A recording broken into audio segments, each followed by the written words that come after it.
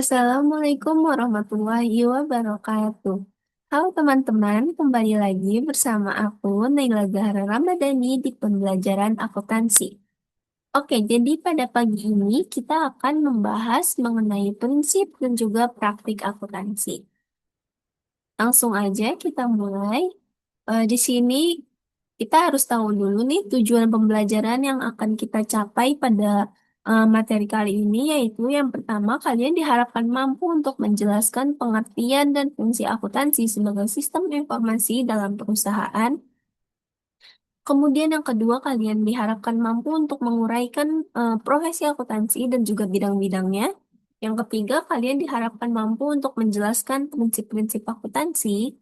Dan yang keempat, kalian harus mampu mengidentifikasikan persamaan akuntansi dan juga unsur-unsurnya.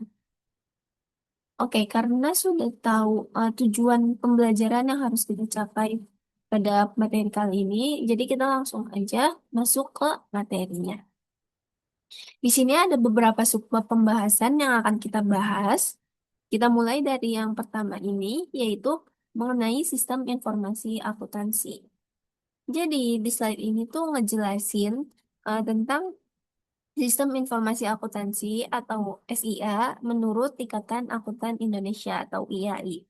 Jadi SIA ini merupakan sistem informasi yang digunakan untuk mencatat, mengklasifikasikan, dan juga menyajikan laporan keuangan.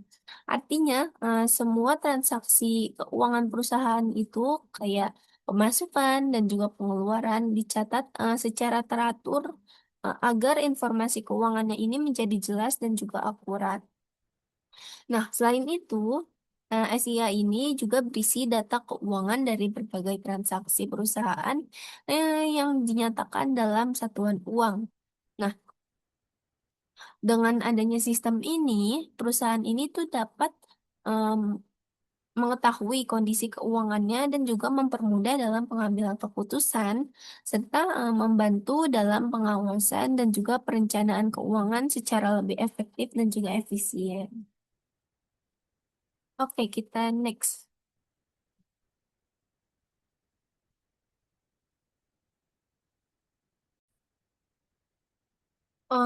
Oke, kita langsung masuk ke subbab yang kedua, yaitu di sini ada pemakai laporan akuntansi. Di sini ada dua nih, yaitu yang bagian internal dan juga eksternal. Di mana pada bagian internal ini, yang pertama itu ada manajer. Nah, manajer menggunakan informasi akuntansi ini untuk merencanakan kegiatan perusahaan, mengontrol jalannya usaha, serta mengevaluasi apakah perusahaan memperoleh laba ataupun mengalami kerugian. Nah, dengan informasi ini tuh manajer bisa mengambil keputusan yang lebih tepat. Kemudian yang kedua ada pemerintah. Pemerintah ini membutuhkan informasi akuntansi untuk mengetahui kepatuhan perusahaan dalam membayar pajak serta memastikan bahwa kegiatan usahanya ini tuh berjalan sesuai dengan peraturan yang berlaku. Kemudian yang ketiga ada karyawan, di mana karyawan ini menggunakan informasi akuntansi untuk mengetahui kondisi keuangan perusahaan karena hal ini tuh berhubungan sama gaji mereka, kayak gaji, bonus, tunjangan, dan juga kestabilan pekerjaan mereka sendiri. Kemudian di faktor eksternalnya ini, yaitu yang pertama ada investor, di mana investor ini tuh memerlukan laporan keuangan untuk menilai apakah perusahaan tersebut tuh layak dijadikan tempat menanam modal dan juga apakah perusahaan memiliki prospek keuntungan di masa yang akan mendatang. Kemudian yang kedua ada pemerintah. Nah, dari sisi eksternal, pemerintah ini juga berperan sebagai pengawas yang melihat laporan keuangan untuk kepentingan perpajakan dan juga pengawasan usaha kita. Nah, yang ketiga ini ada kreditor, di mana kreditor itu kayak bank atau lembaga keuangan yang menggunakan informasi akuntansi ini untuk menilai kemampuan perusahaan dalam membayar utang sebelum mereka memberikan pinjaman. Oke, kita back dulu.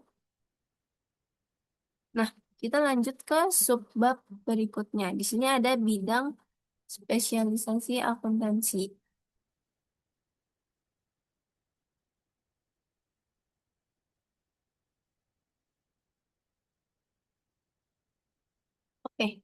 sini ada beberapa bidang presenta eh, bidang profesi di akuntansi. Yang pertama ini ada auditing. Nah, apa sih auditing? Auditing itu merupakan bidang akuntansi yang bertugas memeriksa dan juga menilai laporan keuangan agar sesuai dengan standar dan juga bebas dari kesalahan atau juga ataupun kecurangan. Kemudian yang kedua ada akuntansi keuangan, yaitu bidang yang berfokus pada penyusunan laporan keuangan kayak neraca, laporan laba rugi, dan juga arus kas untuk pihak internal maupun pihak eksternal. Kemudian ada akuntansi biaya.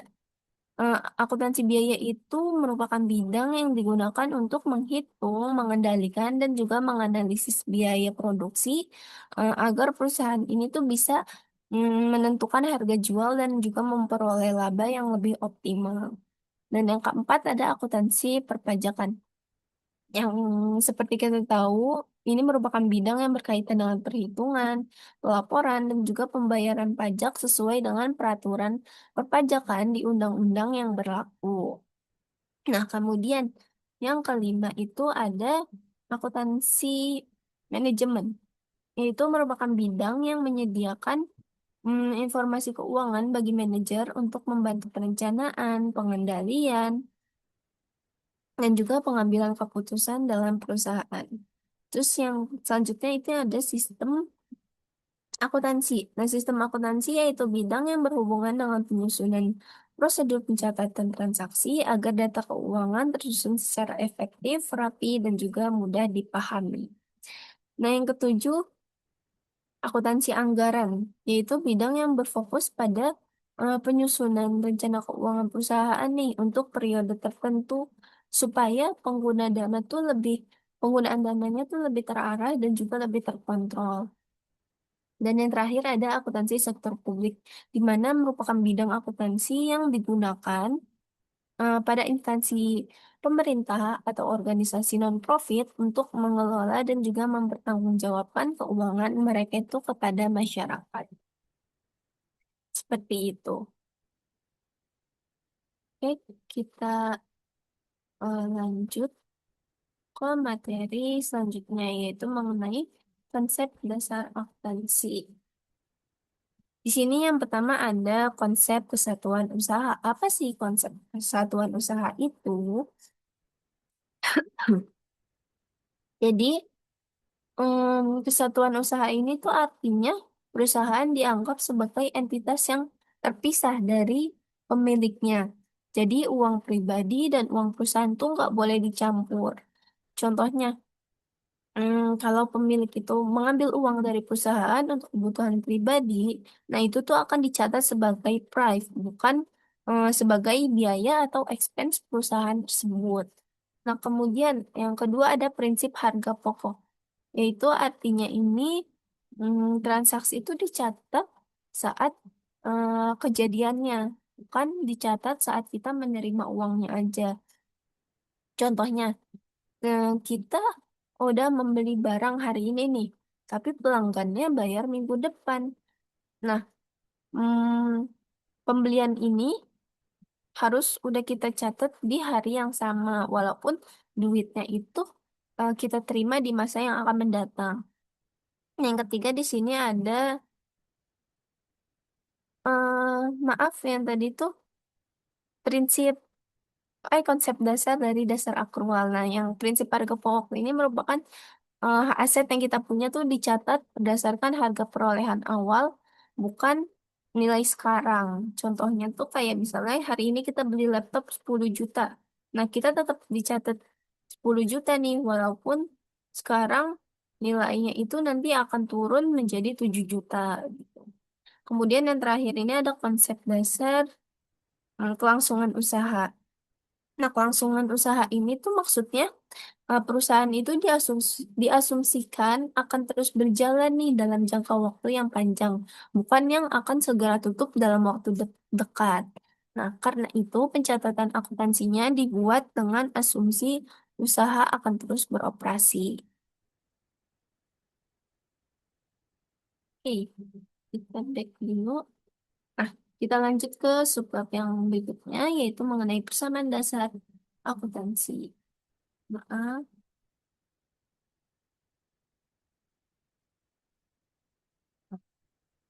Nah, di sini ada persamaan dasar akuntansi, di mana harta itu sama dengan utang ditambah modal.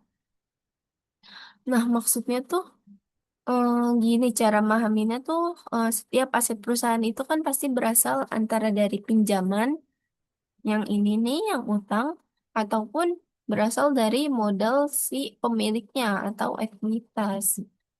Makanya posisi aset tuh harus selalu sama dengan utang dan juga modalnya, gitu. Contohnya nih, eh, ada modal 50 juta dan juga utang 20 juta. Nah, yang artinya aset kita itu ada sebesar 70 juta.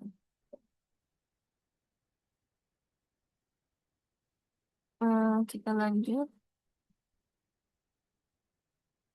Oke, di subbab yang terakhir ini kita akan membahas mengenai eh, transaksi yang mempengaruhi persamaan dasar akuntansi. Dan di sini yang pertama itu ada investasi pemilik, di mana ketika pemilik menyetor uang atau aset ke perusahaan, aset ini akan bertambah dan juga modalnya akan bertambah, gitu. Kemudian yang kedua ada penerimaan pendapatan, di mana perusahaan mendapatkan penghasilan dari kegiatan usaha, entah itu dalam bentuk kredit maupun tunai. Jadi aset perusahaan ini akan bertambah dalam bentuk kas kalau misalnya penerimaan pendapatannya itu tunai, atau bisa dalam bentuk piutang jika penerimaan pendapatannya itu dalam bentuk kredit. Nah, modal kita juga akan bertambah, gitu. Yang ketiga ini ada pengambilan prive. Seperti yang kita singgung sebelumnya, pengambilan prive ini merupakan pengambilan uang pribadi milik pemilik usaha yang harus kita pisahkan gitu pencatatannya. Di mana dengan akibat dari pengambilan prive ini, aset kita akan berkurang dan modal kita juga akan berkurang. Dan yang terakhir ada pinjaman dari pihak lain. Ini tuh kita berutang kepada pihak luar gitu. Nah, akibatnya ini aset kita akan bertambah dan juga utang kita akan bertambah. Seperti itu.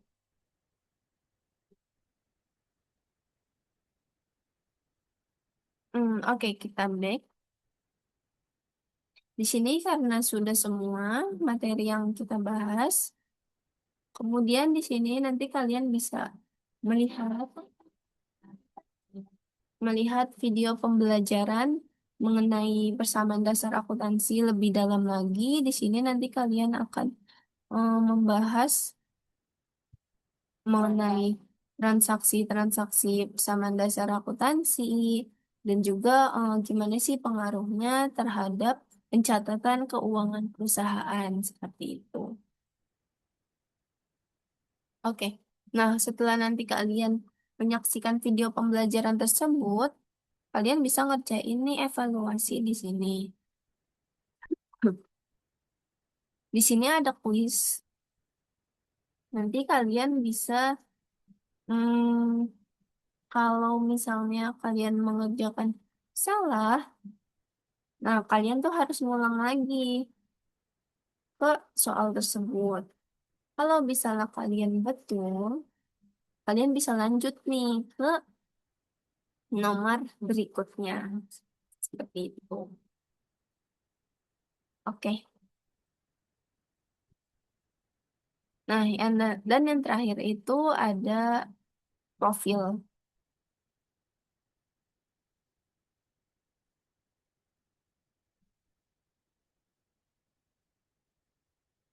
Ada profil dari saya sendiri sebagai penyusun PPT ini. Gitu, saya Naila Zahra Ramadhani, lahir di Jakarta tanggal 21 Oktober 2006. Sini ada alamat singkat saya, kemudian ada email yang bisa kalian hubungi.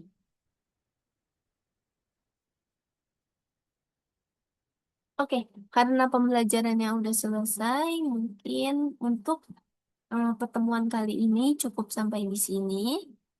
Kurang lebihnya Saya mohon maaf. Wabillahi taufiq wal hidayah. Wassalamualaikum warahmatullahi wabarakatuh. Sampai jumpa di pertemuan selanjutnya.